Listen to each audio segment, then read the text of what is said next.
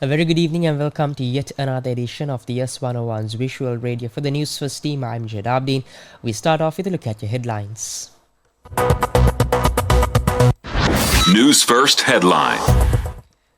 And in headlines, Anura Kumara signs nomination papers. Intelligence reports on security measures for presidential candidates. Hasina's son denies statement on US role.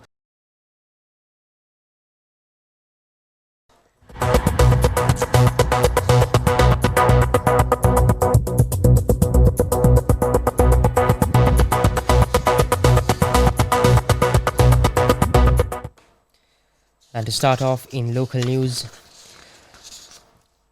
Anura Kumara, leader of the National People's Power, signed his nomination papers for the upcoming presidential election today.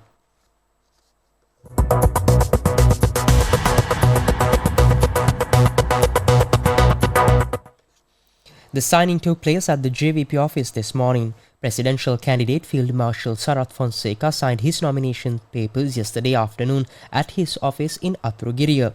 The National Election Commission has announced that nominations for the presidential election will be accepted on the 15th August from 9 a.m. to 11 a.m. at the Election Secretariat.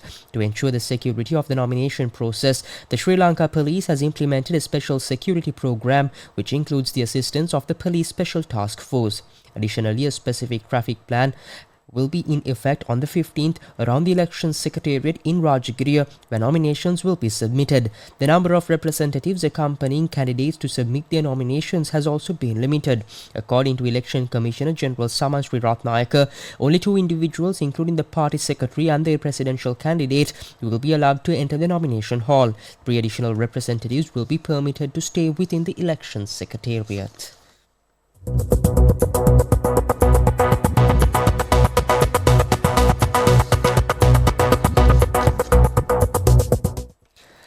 And also in more local news, the Ministry of Public Security has announced that intelligence report will be sought to assess threats to presidential candidates, ensuring the implementation of necessary security measures following the acceptance of nominations. Based on these intelligence reports, the ministry will determine the level of security required for each candidate. The Police Special Task Force will be deployed as needed to provide appropriate security. A special security program for the presidential candidates is set to commence from Thursday, as confirmed by the Ministry of Public Security. Additionally, the Cabinet has appointed a special committee to oversee the security of both upcoming presidential candidates and former presidents.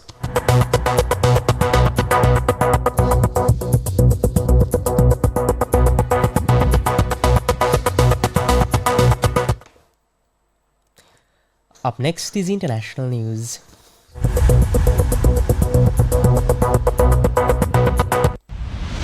International news.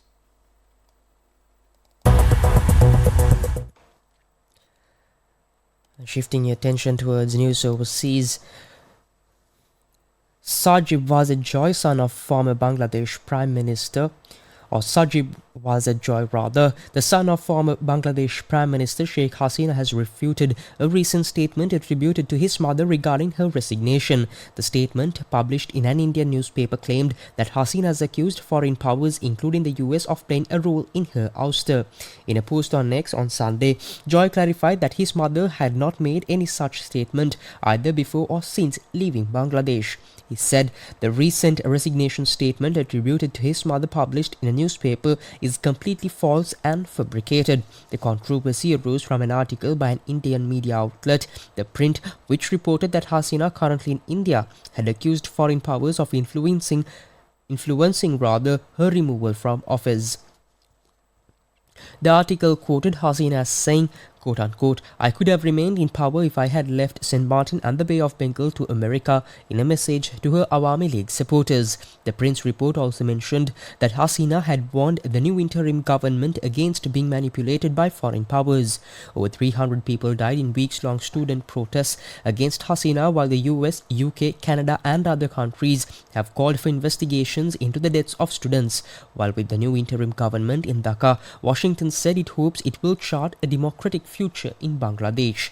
Nobel laureate Muhammad Yunus leading the new interim government is believed to have strong ties with the US. In the past, he has held frequent meetings with American diplomats to bemoan the state of Bangladeshi politics according to WikiLeaks cables. The US is also Bangladesh's largest foreign direct investor.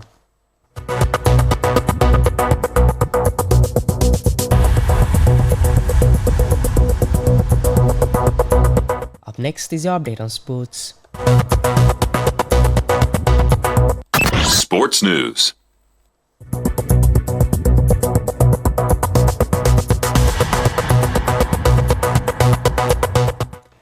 And shifting your attention towards sports news, Sri Lanka's talismanic skipper Chamariyata Patu beat a hot field by overcoming India's star openers Smriti Mandhana and Shefali Verma to win the ICC Women's Player of the Month for July 2024. July was prolific for the Southpaw, who secured new landmarks while Atapattu led Sri Lanka to a maiden Women's Asia Cup 2024 title over seven-time champions India during the month.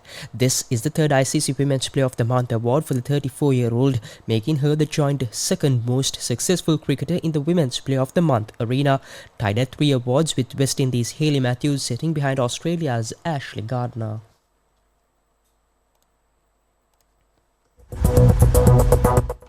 And with that, we wrap up this edition of the YES101's Visual Radio. For the News First team, I've been Joe Abdin. Thank you for watching. Take care and have a nice day.